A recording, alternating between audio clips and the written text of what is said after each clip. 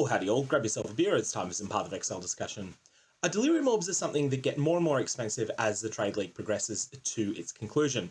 And I wanted to share a strategy that I think is probably the single best way in the game to farm them at the moment. And this is basically farming them from currency grand heists. So this is basically a Trade League wealth generation strategy. You might be able to take little bits of this and apply it to solo self-found environment, but you just won't get much opportunity to use it there.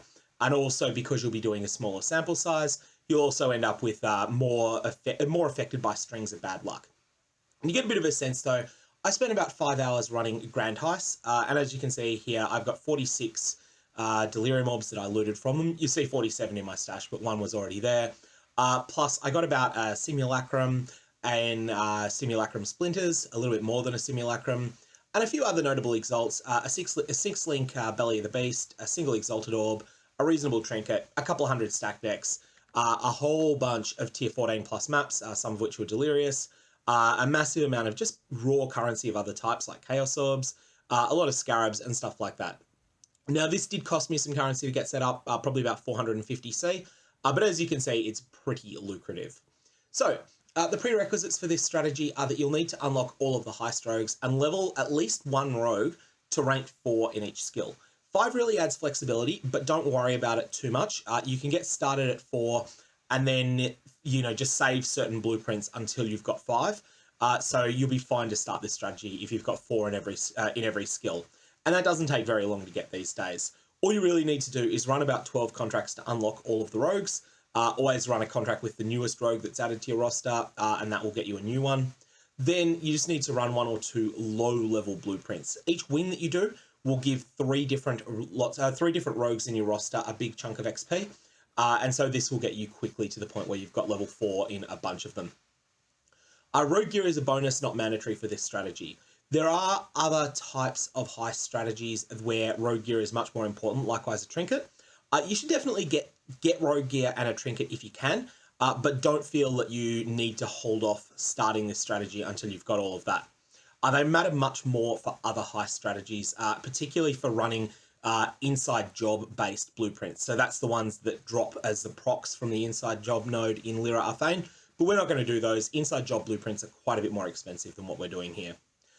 Lastly, this is a solo-oriented strategy. You've got little to gain from bringing a friend with you, although you can certainly gain by bringing a friend for this setup section, and both of you can get set up together. Once you get going, really you want to just be doing this by yourself. So Grand Heists are lucrative. There's 4 different types of rewards in blueprints, and the most lucrative ones are unusual gems. However, these take the most research to recognize the good rewards from. So I don't know which are the good alternate quality gems. I have to consult price guides online every time that I am running one of these Grand Heists, so I find that they end up just taking too long. That's the reason I don't run the unusual gem ones. I just sell them, and they do command a higher price than most of the other blueprints because they do have the biggest rewards. So this is a good option, but it's out beyond the scope of this guide. Enchanted Armaments is the second type of reward. They're much more hit and miss, and they're mostly missed late in the league. They're really amazing days 1 to 5 of a league when well-rolled items are worth something, but they're pretty bleh later on unless you get really lucky. You can get some really good items. The Enchanted Armaments, they roll really well, and so they can be worth a bit, but they tend to only be worth something early league. Replicas and experimented items can also be good, but they're just not the focus of this guide. Here you're mostly looking at the replica uniques. There's a few quite expensive ones, and so that's something that can be really lucrative too. Here we're looking at trinkets and currency, and that's because Delirium orbs are currency after all. So monster level matters on these. In my experience, monster level 74 and down Grand Heists never or almost never grant Delirium orbs. And when I say they grant Delirium orbs, they will commonly be options in the curios at the end of the Grand Heist. So the primary reward target of the Grand Heist, you'll often have an option there that is either 3 or 4 Delirium orbs. So level 75 to 82 ones sometimes grant a stack of 3 Delirium orbs as one of the curio rewards. I suspect, and this is not proven, that it is more common to get Delirium orbs in level 81 and 82 blueprints. 83 Grand Heists also seem to have stacks of 4 Delirium orbs. Now, they do sometimes have stacks of 3 as well, but you also will see stacks of 4. They also occasionally appear to grant Winged Scarabs as options, but they're basically consolation prizes for when you don't get the superior option of Delirium orbs. As well as that, you'll also sometimes get an Exalted Orb, you'll also sometimes get a good trinket. So the next question is, how much should you juice up your blueprints? And partly that this is a strategy that's a little bit more friendly to characters that aren't at the very top end of the power spectrum. So Grand Heists offer three main types of rewards. There's the Curio at the end. You are guaranteed the option to get the Curio. It doesn't matter how you've rolled the blueprint, whether it's scoured, whether it's magic, whether it's rare, the Curio will be the same. Then there's reward room chests and side chests. And basically, the more of this stat that you've got, there's alert level reduction.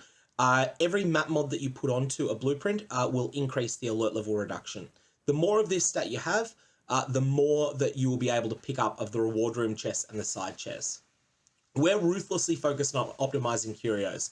Other rewards can and will be sacrificed to this end. And because dying in heists is so impactful, you really want to avoid it. And so we're going to be running them magic. We're going to basically run them in a situation where the mods on them just aren't very dangerous. And so you've got here this Impervious Blueprint, Smuggler's Den of Toughness that I took a screenshot of from the trade site, is a perfect example of what we'd be running. Monsters take reduced extra damage from critical strikes. That makes monsters tankier. It does make them harder, but it doesn't increase their ability to inflict spike damage on you. Likewise for the avoidance of poison, blind, and bleeding. Again, this doesn't make them harder. It doesn't make them more capable of dealing spike damage, and so therefore it doesn't make you much more likely to die. All that having a higher mod count and therefore harder mods on the blueprint achieves is making the side chests and reward room chests more accessible. They're not our goal, they can be sacrificed. So like I say here, you want easy mods, monster durability fine, burst damage is not. You don't want to have mods, like the very worst mods are Flask Starvation per alert level, reduced player max resistances per alert level, and things that increase the amount of damage that monsters do. So for a setup, firstly, you want to bulk purchase trinket and currency prints from other players. There's a hard way to do this, and that is www.pathofexile.com/trade. There is also an easy way, the Forbidden Trove Discord. So this is a Discord that was set up to trade things that aren't well traded via the in-game systems, and it's become the dominant place in the game for doing this. So what you want to do is just message someone on the Discord that's got a bunch of stuff for sale that you want. And here's an example. You'll see in Expedition Softcore Bulk, there is a subcategory called Bulk Heist Want to Sell Expedition. ESC, I think that's Expedition. Anyway, and then this person here is selling blueprints, trinkets times 17, 12C each. That's what you want to do. And so I actually think I paid more than 12C for most of mine, but you can get them for 11 to 15C at the time I'm recording this video. So now you need to focus on whether you're going to unveil wings or not. You can spend two forms of heist currency to, within severe limits, duplicate blueprints to get extra wings from them. So when I say duplicate, I mean that if you were to run this blueprint Smuggler's Den of Insulation as is, you would have access to one wing, but you can unveil a second and a third wing. So you basically get double or triple the value out of this blueprint. However, doing this costs two types of heist currency. The first one is unveil credits. These are found by running contracts. And the second one is rogue markers. It is going to depend upon the market at the time, whether it is worth unveiling the extra wings or not. You'll notice here that you were able to pick up these blueprints for 12 chaos each. And so you should really only unveil an extra wing if it would cost you more, if it would cost you less than 12 chaos worth of rogue markers, which really is only about 2,000 at current market values. Obviously though, rogue marker price values can really fluctuate over a league. So just check whether it's worth it or not. Often it will just be worth buying more blueprints instead. So at the time that I'm recording this video, it is worth adding one wing onto pretty much every blueprint, but not worth adding a second. That may well change by the time you're watching this video. Now, remember that Gianna will give you a discount. If you complete a heist with Gianna as the rogue in question, she will give you a discount on the next, or at least on one unveil that you can spend later on. And those discounts are considerable, especially if you can get Gianna to level 5. So, Playstyle. I've streamed several hours of this gameplay over on Twitch, and I've actually re-uploaded some of that to YouTube, which I'll put a link to in the video description there. So if you want to watch 2.5 hours of me running Grand Heists and looting a bunch of Delirium mobs from it, you can follow that link. That YouTube video is unlisted, so you won't find it without the link. On the run in, get as many reward room chests as is reasonable without risking setting off the alarm. There is no need to unveil additional ones through Wakano or Gianna blueprint unveils. You want to just prioritize currency, delirium, and divination card rewards first. But again, do stop getting these side chests when you look like you're going to set off the alarm in the complex. Take maps, abyss, and blight second. And then the rest are later, except for prophecies and talismans. Skip them entirely and take small chests instead if you've still got spare alert. If you get an outstanding drop, then walk it out of the grand heist, then re-enter the grand heist. It changes the item to lose the contraband status, which means that if you do die with it, you will get to keep the item. You'll still get to keep the item. I actually lost a 6-link Belly of the Beast that way, and that was my own stupid fault. I was a little bit too arrogant and overconfident, and therefore I ended up losing what was actually the individual best drop I got in the entire section that I was doing this. Upon reaching the curio room, firstly take the time to read all trinkets, then assess currency drops against each other and take the best option. Now, if you get Delirium Orbs, you're almost always going to take them, unless you have like a situation where you've got, say, a pile of 3 Delirium Orbs versus 1 Exalted Orb, or a pile of 4 Delirium Orbs versus an absolutely amazing trinket. But in general, you're going to take Delirium Orbs whenever they come up. Now, all you need to do is escape without dying. If you do die, you'll lose you'll lose all of the loot from that wing unless you walked it out earlier. You'll have to fight your way out during that phase as well, and you want to be very careful. A lot of the currency-related blueprints have traps on the way out, and you'll need to keep an eye on the minimap marker icon for traps. And if you do have them, then you'll need to sort of order one of your rogues to disarm them when you get close to them. You'll get to learn how the traps work over a little bit of time doing this. Optionally, you can skip bad curios to take more side chests. This does mean less XP though, and XP in the escape phase is really, really good.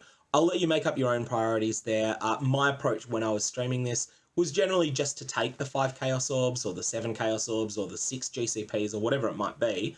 Take the weak curios just so that you get the chance to fight your way out and get all of that XP. Now, are you missing rogue levels? That's okay. All you need to do is just put the requires skill level 5 in X blueprints aside and run the other ones first. Run the ones that require 4 and down first, and then return to the ones that require level 5 when you can. Level 5 doesn't take all that long to get now either, and you will definitely get it if you do this for an afternoon. There's a few rare jackpots to watch for as well. Trinkets that mention Exalted Orbs are always semi-jackpots. Example, 3% chance for Regal Orbs to drop as Exalted Orbs instead in Heist, or 1% chance for Chaos Orbs to drop as Exalted Orbs instead in Heist. 6-link uniques in armor chests can be a jackpot, but they're also sometimes just a divine orb. So just have a look at the market for that unique before, with a 6-link on it, before being super excited about it. A lot of them will just vendor for a divine, but the ones that are genuinely popular will tend to be valued around about the base price of the unique plus the price of 900 fusing orbs at the time. You can also get heavily delirious red maps in Delirium or map chests. You can get 8 passive cold or minion damage clusters, which are worth sort of half an exalt each. You can get corrupted jewels with corrupting blood immunity or 1% reduced mana reservation. So you quite often will get a jewel that already has one of these mods on it. And you can get synthesized or fractured items. Now, these are very rarely good. I did a whole video earlier on recognizing fractured items that are valuable, but basically the TLDW of it is it's mostly weapons, and it is weapons that roll one of the genuinely rare mods. Particularly caster weapons are the best ones for fractured items. But because the jackpots are so big with something like a synthesized ring, the expected value is actually really high on them. So that means that if you see a synthesized ring, definitely look at it. If it has something like +1 maximum power charge, +1 maximum frenzy charge, then you're looking at a 100 exalt item. On the flip side, you'll normally get something like a ring with 13% increased chaos resistance or something like that, and it ends up just being worse than an amethyst ring. So most of them will be rubbish, but always check synthesized items. Also, always check fractured items if they are weapons.